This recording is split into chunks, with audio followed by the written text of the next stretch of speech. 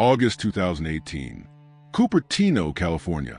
Inside Apple's Fortress headquarters, security teams discovered something that would trigger the largest counterintelligence operation in Silicon Valley. A single photograph, taken 7,000 miles away inside a Chinese factory.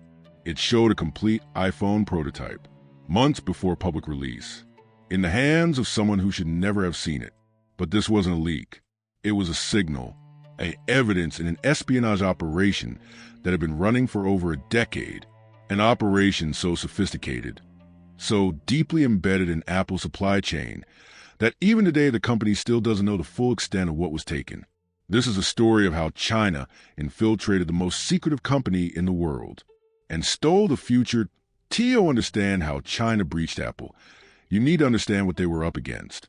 Apple Park, 175 acres of curved glass and obsessive secrecy in the heart of Silicon Valley. From the outside, it looks like a temple to innovation. From the inside, it functions like an intelligence agency. Engineers work in compartmentalized teams. Design labs require multi-factor authentication. Prototypes are locked in rooms within rooms. Even senior executives only see the pieces they need to see. Steve Jobs built this culture. Tim Cook perfected it. The philosophy was simple. If you don't know it exists, you can't steal it. For years, the system worked. Apple released products the world had never imagined.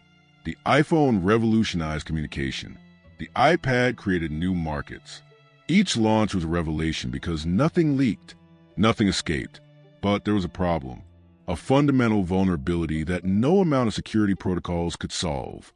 The iPhone, America's most valuable export, the device that generated more revenue than most countries' GDP, wasn't made in America. It was made in China. Every iPhone begins its life not in California, but in the industrial complexes of Shenzhen and Zhengzhou. Foxconn, Pegatron, Wistron, massive manufacturing facilities where hundreds of thousands of workers assembled the world's most sophisticated consumer technology. Apple had good reasons for this arrangement. Chinese factories offered unmatched scale, speed, and cost efficiency.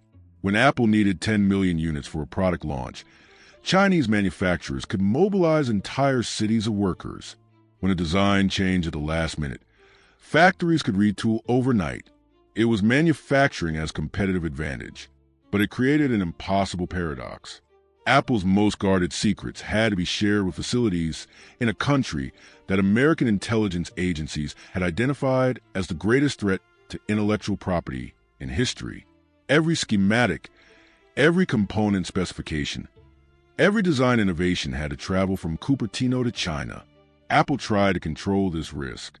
They sent their own engineers to live in Chinese factory cities. They installed surveillance systems throughout manufacturing floors. They required background checks on workers who handled sensitive components. They divided production across multiple facilities, so no single location understood the complete design. On paper, it looked secure. In practice, they were trying to guard state secrets in another state's territory, and Chinese intelligence was watching. The Ministry of State Security doesn't operate like intelligence agencies in American movies. There are no dramatic confrontations, no threats in dark alleys. Their methodology is patient, psychological, and devastatingly effective. They identify vulnerabilities in people, not systems. His name was never publicly released, but American investigators would later piece together his profile. A Chinese national in his early 30s, engineering degree from a second-tier university, employed at a Foxconn facility in Shenzhen with access to pre-production iPhone components, middle management level, important enough to see valuable information, junior enough not to attract intense scrutiny. He also had debt, significant gambling losses at Macau casinos, elderly parents who needed medical care, a younger brother trying to attend university, the kind of financial pressure that makes people receptive to certain conversations. The approach came during a holiday visit to his hometown.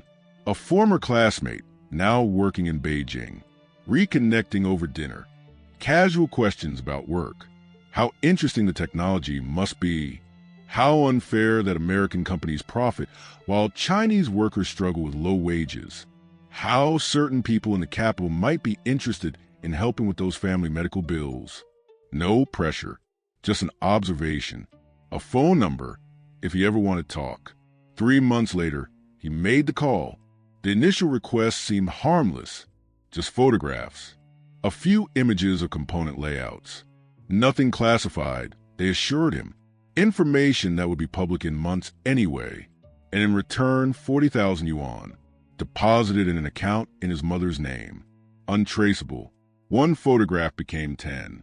10 became technical schematics. Schematics became complete assemblies. Each transfer a little more valuable. Each payment a little larger. Each step making it harder to stop, harder to confess, harder to imagine a way out. Within 18 months, he had become what intelligence agencies call an asset, controlled, compromised, and just one node in a network that stretched across China's entire electronics manufacturing sector. Because he wasn't alone. Chinese intelligence wasn't just recruiting factory workers. They were building a systematic infrastructure for technological theft that operated on multiple levels simultaneously. At universities across China, the Thousand Talents program offered lucrative incentives for Chinese nationals working abroad to return home.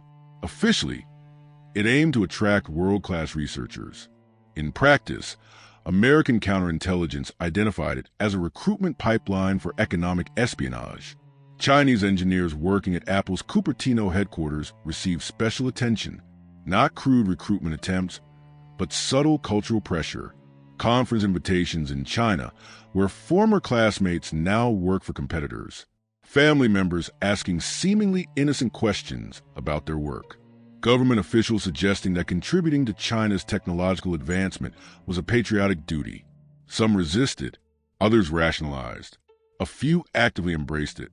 In April 2018, Xiaoling Zhang walked through security at San Jose International Airport, boarding pass for Hangzhou in hand.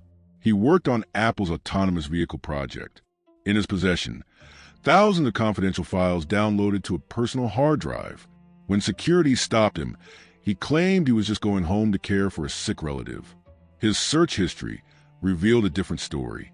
Multiple queries about how to clear browser histories and delete files remotely. Downloads of proprietary schematics in the days before his departure. Contact with executives at X Motors, a Chinese electric vehicle startup. His personal calendar showed a meeting scheduled 2 days after his arrival in Hangzhou with X Motors CEO. The FBI arrested him before his flight departed. He eventually pleaded guilty to theft of trade secrets. But the investigation revealed something more troubling. Zhang wasn't an anomaly. He was part of a pattern. Between 2013 and 2019, at least 12 Apple employees were arrested or charged with stealing proprietary information. Almost all were Chinese nationals or had close connections to Chinese companies. Almost all claimed they were simply pursuing better career opportunities or helping family businesses. The files they took suggested otherwise. But stolen digital files were just one vector of attack. China wanted the physical devices themselves. Pre-production iPhones represented intelligence gold. Every component, every sensor, every millimeter of industrial design could be photographed, measured, X-rayed, and reverse-engineered. Chinese manufacturers couldn't legally copy the iPhone, but they didn't need to. They just needed to understand how it worked. The theft operation was elegant in its simplicity.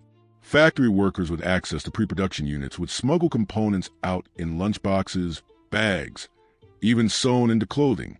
Some took complete devices. Others specialized in specific parts, camera modules, logic boards, biometric sensors. The pieces moved through organized networks, sometimes traveling through multiple intermediaries before reaching the engineers who would study them. In November 2020, Chinese customs officials arrested 14 people in Shenzhen, not for espionage, but for tax evasion and smuggling. The investigation revealed they had trafficked an estimated 40,000 iPhones and components across borders, devices that should have been destroyed as defective units or prototype rejects. Instead, they were being sold to Chinese electronics firms for reverse engineering. The financial scale was staggering, but the intelligence value was incalculable. By the time Apple's latest iPhone hit retail stores, Chinese engineers had already been studying its architecture for months. They understood the camera's computational photography algorithms. They had analyzed a new chip's architecture. They had measured every antenna placement, every circuit pathway, every innovative design solution Apple's teams had spent years developing. Chinese smartphone manufacturers couldn't create exact copies without triggering lawsuits, but they could implement similar solutions, develop competing technologies, and compress their own development timelines by years. The result was visible in the market. In 2012, Chinese smartphones were cheap knockoffs with lagging performance and poor build quality. By 2019, companies like Huawei and Xiaomi were producing devices that matched or exceeded the iPhone in specific capabilities. Camera quality, battery life, processing speed. That technological leap didn't happen through independent innovation alone. But the deepest infiltration wasn't happening in assembly facilities or employee theft. It was embedded in the supply chain itself. China controls over 80% of the rare earth elements essential for modern electronics. The minerals that make touchscreens work, batteries hold charge, and cameras focus. This wasn't an accident in geology. It was a result of decades of strategic investment, while Western countries abandoned the messy, low-margin business of mineral extraction and processing. This gave China leverage that went beyond economics. It meant that virtually every advanced electronic device in the world depended on materials that flowed through Chinese-controlled supply chains. And supply chains are vulnerable. In October 2018, Bloomberg published one of the most explosive and controversial technology stories in years. According to their investigation, Chinese spies had managed to implant tiny surveillance chips onto server motherboards during the manufacturing process. These chips, smaller than a grain of rice, allegedly gave Chinese intelligence access to networks of nearly 30 American companies, including Amazon and Apple. Both companies issued furious denials. The story's specific claims were disputed, and some technical experts questioned whether such an attack was even feasible at the described scale. But the fear was absolutely real, because the vulnerability was undeniable. When you manufacture your most sensitive technology in a rival nation's territory, you're not just outsourcing labor. You're trusting them with the foundational elements of your security.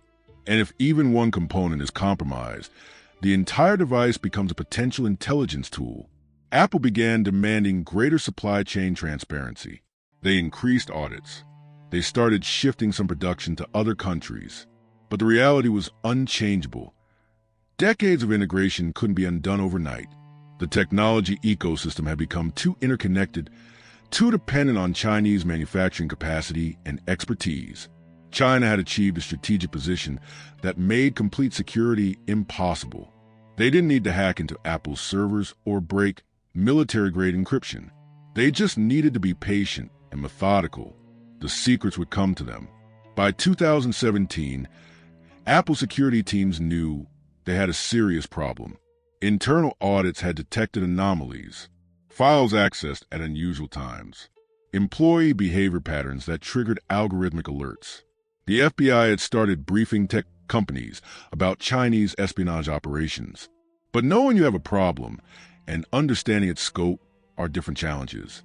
Apple assembled a response team that looked more like an intelligence agency than a corporate security division.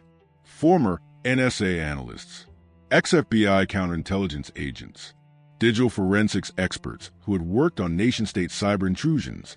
Their mission was unprecedented in corporate America. Find out who inside Apple was working for China. They deployed forensic software that logged every file access, every email, every network connection made by employees with access to sensitive projects.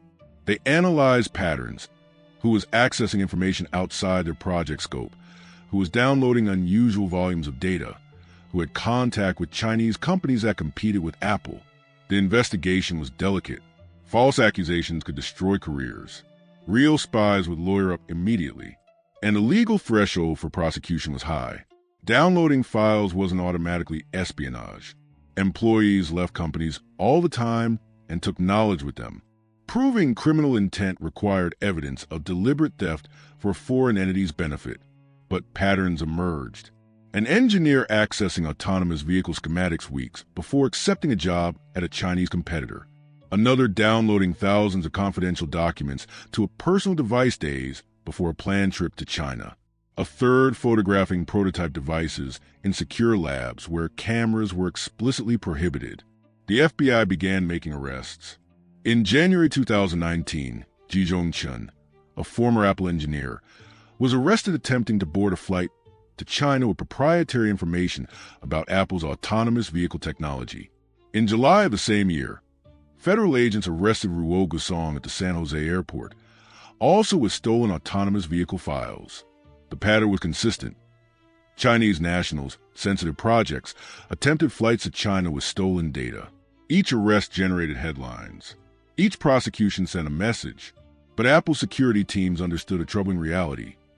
They were only catching the careless ones, the sophisticated operations, the patient asset handlers, the people who moved information slowly and carefully, remained invisible.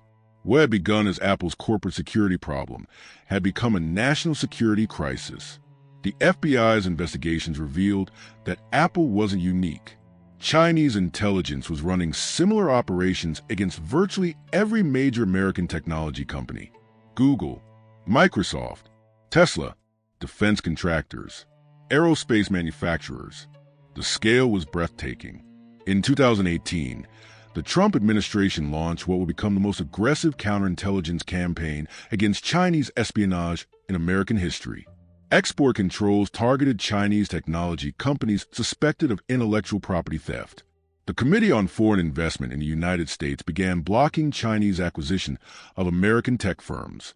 The Department of Justice created a specialized China initiative to prosecute economic espionage cases. The geopolitical implications escalated rapidly.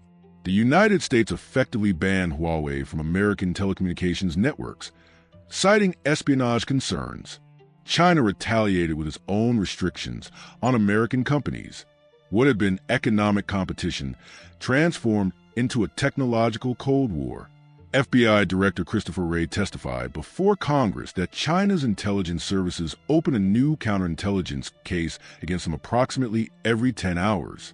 The Department of Justice charged more than a dozen Chinese nationals and companies with trade secret theft in a single year. The message was clear.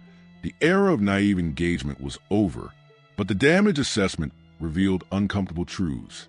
Years of stolen research, billions of dollars in lost competitive advantage, entire product development timelines compromised, technology that should have remained exclusive to American companies now available to Chinese competitors. And a fundamental question no one could answer with certainty: what had China already taken? How much of their technological advancement was genuine innovation versus accelerated development built on stolen American research? Apple announced plans to diversify manufacturing. India would get new assembly facilities. Vietnam would handle certain component production. Some advanced manufacturing would return to the United States. Tim Cook spoke about resilience and security in supply chains. But the reality was more complex than press releases suggested. Moving production required years of investment, training new workforces, building supplier ecosystems that had taken decades to develop in China. The costs ran into tens of billions of dollars. And even with massive investment, replicating China's manufacturing capacity and expertise remained impossible in the short term. The iPhone assembled in India used components manufactured in China. The facility in Vietnam relied on Chinese-trained engineers. Even American production facilities imported materials that originated in Chinese supply chains. Complete decoupling wasn't just expensive, it was practically impossible. American consumers would feel the impact. Higher production costs meant higher prices. Slower manufacturing meant delayed product launches. The efficiency that had made technology affordable and ubiquitous had been built on the same integration that created security vulnerabilities. China had achieved what strategists call strategic depth. They weren't just a manufacturing hub. They had become embedded in the fundamental architecture of global technology production. Attempting to remove them created disruption that companies and governments were unprepared to manage. The infiltration had succeeded beyond stealing specific secrets. It had revealed how dependent American technological dominance had become on a rival's industrial capacity. And that dependency couldn't be reversed quickly, cheaply, or completely. So what exactly did China steal from Apple? The complete answer remains classified, but the available evidence paints a disturbing picture. Confirmed thefts include autonomous vehicle technology. At least 3 separate cases involved Apple employees stealing self-driving car schematics, sensor designs, and software architectures. China's electric vehicle industry experienced a sudden acceleration in autonomous capabilities shortly after. Battery technology appeared in Chinese patents that closely resembled Apple's proprietary designs. Thermal management systems, charging algorithms, battery chemistry optimizations that Apple had spent years developing. Camera systems showed suspicious similarities. Computational photography techniques that Apple pioneered began appearing in Chinese smartphones within months. Not exact copies that would trigger lawsuits, but implementations similar enough to compress years of research and development into much shorter timelines. Face ID technology, Apple's facial recognition system, relied on sophisticated sensor arrays and machine learning models. Chinese companies developed competing systems with remarkable speed.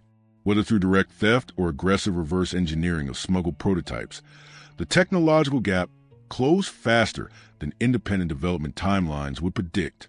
Chip architectures presented the most concerning possibility. Apple's custom silicon represented their most significant technological advantage. The A-series chips that powered iPhones were years ahead of competitors. But chip design is information. Schematics, architecture diagrams, manufacturing processes, all of it existing as digital files that could be copied, studied, and adapted. China's semiconductor industry had long struggled to match American capabilities. But recent advances suggested access to knowledge that should have taken years more to develop independently. Had Apple's chip designs been compromised? The company has never confirmed it. Intelligence agencies have never denied it. Today, the operation continues, just more carefully, more quietly, more adapted to heightened security measures. Chinese intelligence learned from the arrests. They stopped recruiting people who would draw attention. They moved away from crude data theft toward patient, long-term cultivation of assets. They developed more sophisticated methods for moving information, using encrypted communications and offshore intermediaries. The FBI continues opening new counterintelligence cases at a rate that suggests the problem isn't diminishing, just evolving. Apple continues arresting employees suspected of theft. The Department of Justice continues prosecuting espionage cases. But everyone involved understands they're only catching the visible operations. The targets have expanded beyond smartphones. Artificial intelligence algorithms, quantum computing research, biotechnology. Every frontier of technological advancement is now a battlefield in this invisible war. And the fundamental vulnerability remains. As long as American companies design cutting-edge technology while manufacturing it in regions they don't control, the opportunities for espionage persist. As long as global supply chains integrate adversarial nations, security becomes a matter of managing risk rather than eliminating it. The fortress Apple built in Cupertino protected what happened inside. But the iPhone's journey from concept to customer required trusting thousands of people in facilities 7,000 miles away. That trust became the vulnerability that no security protocol could fully eliminate. In September 2024, Apple announced the iPhone 16. The company declared it their most secure device ever. Advanced encryption, sophisticated biometric security, hardware-level protections against tampering and surveillance. They said similar things about the iPhone 10 in 2017 and the iPhone 12 in 2020, and every major release in between. Somewhere in Shenzhen, in a facility that manufactures components for that new iPhone, an engineer is looking at the latest designs, studying the new security features, understanding the innovations that Apple spent years developing, and wondering what secrets it will reveal next. Because the invisible war for technological supremacy doesn't end. It adapts, it evolves. It continues in the space between innovation and security, between global integration and national interests, between the technology we create and the secrets we can't protect. The infiltration of Apple wasn't an isolated incident. It was a preview of a future where espionage happens not through dramatic heists, but through patient exploitation of the systems we built, where the greatest vulnerabilities aren't in our security protocols, but in the global architecture that makes modern technology possible. China didn't just steal iPhone secrets. They revealed that in the 21st century, technological leadership and absolute security may be mutually exclusive goals. And that realization changes everything. The operations we've discussed today represent just one campaign in an ongoing intelligence war that shapes the technology in your pocket, the geopolitics of global trade, and the balance of power in the 21st century. These stories don't make headlines. They unfold in classified briefings, sealed indictments, and corporate security divisions that operate like intelligence agencies. But they determine which nations control the technologies that will define our future. If you want to understand the secret history being written right now, the espionage operations, the intelligence campaigns, the covert battles happening in plain sight, subscribe to this channel, because the next operation has already begun. And understanding how these invisible wars work is no longer optional. It's essential.